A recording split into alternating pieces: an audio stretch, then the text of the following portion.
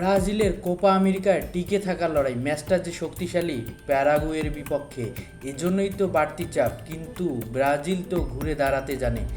দর্শক সারিতে বসে থাকা নেইমারকে হয়তো হতাশ হতে হবে না আর।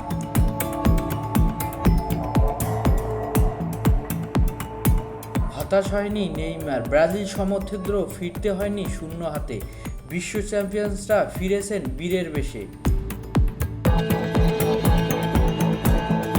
চাপের ম্যাচে ব্রাজিলের কাছে পাত্তাই পায়নি প্যারাগুয়ে, হজম করেছে চারটি গোল।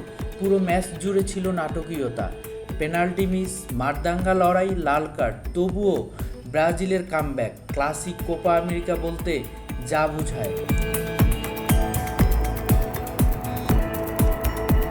বড় মঞ্চে চাপের ম্যাচে কিভাবে ঘুরে দাঁড়াতে হয় সেটাই প্রমাণ দেখালেন ভিনি। প্রথমার্ধের শেষ 12 মিনিটের মধ্যে ব্রাজিলের ছন্দে ফিরে আসা, গোল করলেন 3টি, যার মধ্যে ভিনি করেছেন 2টি গোল।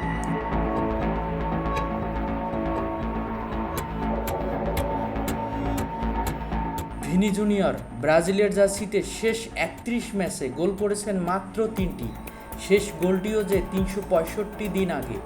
ব্রাজিলের দুঃসময় একাই ঢাল হয়ে দাঁড়ালেন ভিনি, কম যায়নি সাবিও, মূল একাদশে সুযোগ পেয়ে করেছেন প্রথম গোল।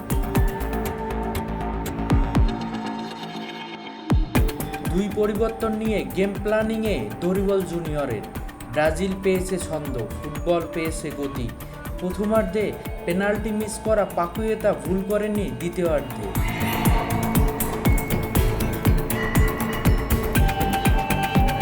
ব্রাজিলের বল দখলের আধিপত্যে পিছিয়ে থাকলেও অ্যাটাকিং ফুটবলে ছিল রোমাঞ্চকর।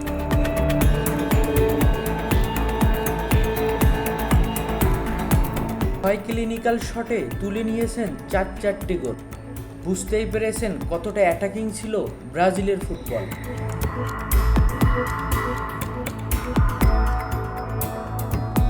এই দিন অ্যালিসন বেকারকেও পরীক্ষা দিতে হয়েছে, জানান দিয়েছেন তৈরি আছেন তিনি।